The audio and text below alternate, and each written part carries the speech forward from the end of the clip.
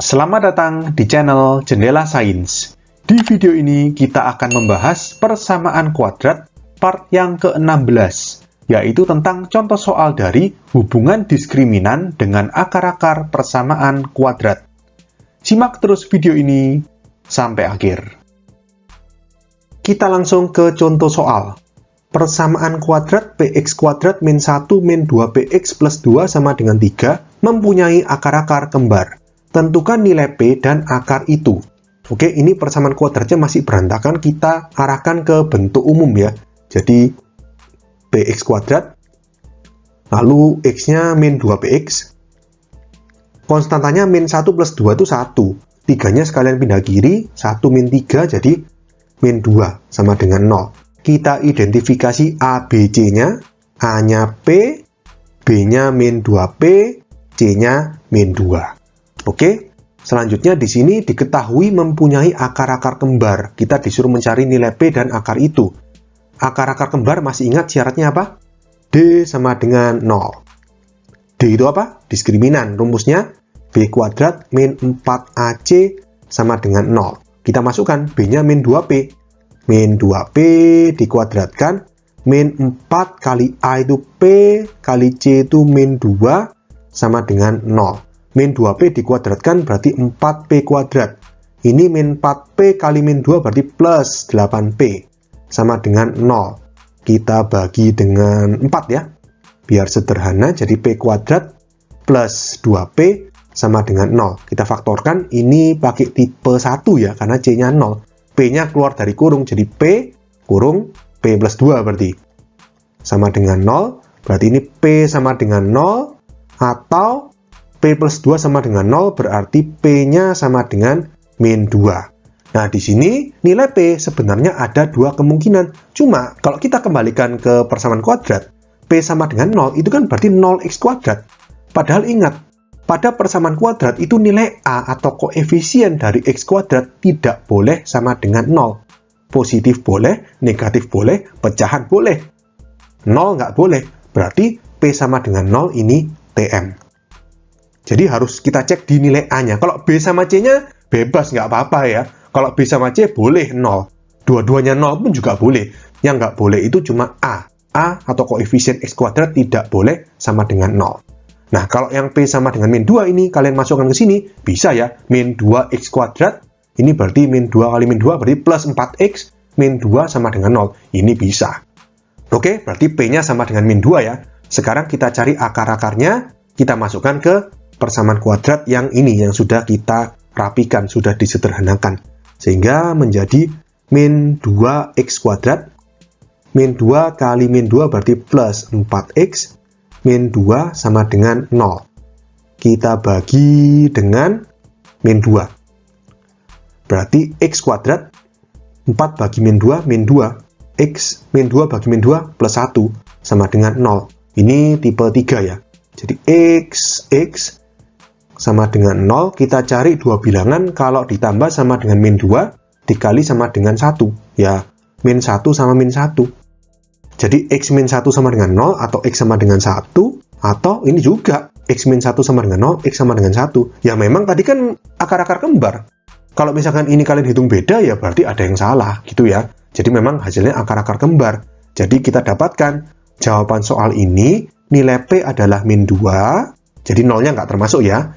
Dan akar itu adalah x sama dengan 1, akar-akar kembar. Oke? Contoh soal berikutnya.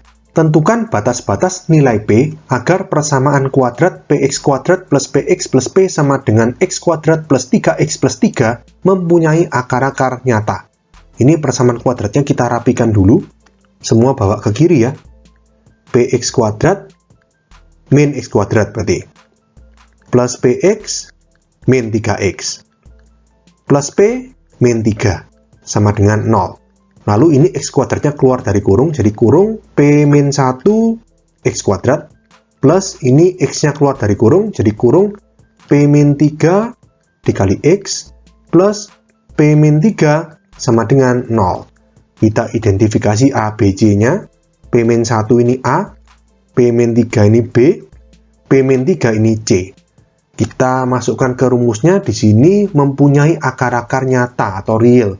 Tidak ada keterangan nyata atau realnya ini yang dua akar berlainan atau satu akar kembar. Berarti kita pakai yang keempat, yaitu D lebih besar sama dengan 0, yang umum. D itu apa? B kuadrat min 4AC. Lebih besar sama dengan 0. Nah, ini kan nanti bukan persamaan ya, jadinya pertidaksamaan. Jadi nanti teknik menyelesaikannya pakai pertidaksamaan. Kalau kalian belum belajar pertidaksamaan, bisa kalian pelajari dulu bab pertidaksamaan. Nanti kalau ada link video tentang pertidaksamaan, saya taruh di sebelah kanan atas ini, bisa kalian klik, bisa kalian lihat dulu bagaimana cara menyelesaikan pertidaksamaan. Oke, lanjut ya. B kuadrat berarti P-3 dikuadratkan. Min 4 dikali A itu P-1, dikali C itu P-3. Lebih besar sama dengan 0. Nah, ini tidak saya jabarkan ya, karena di sini ada P-3, ini P-3. Jadi lebih enak P-3 ini, kan dua suku ini sama-sama mengandung P-3. Dikeluarkan dari kurung. Jadi nggak ribet pemfaktorannya nanti. Jadi P-3, ini kurung besar, suku yang pertama kan P-3 kuadrat tadi. Dikeluarkan P-3, tinggal P-3. P-3, suku yang kedua. Yang ini semua, P-3-nya keluar, jadi tinggal min 4 dalam kurung P-1. Nah, seperti ini.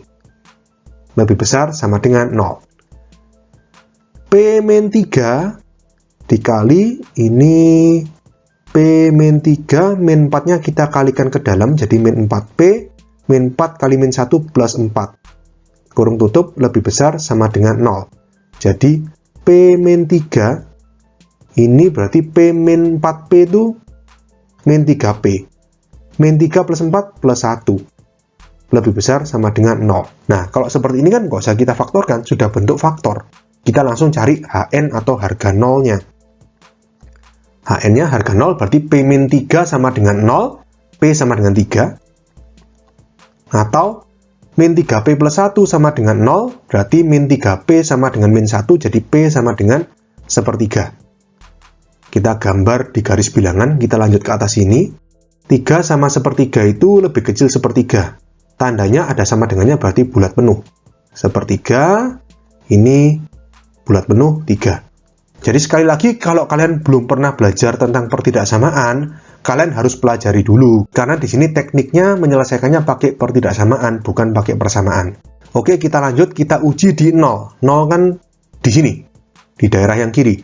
Masukkan ke sini, 0 min 3 min.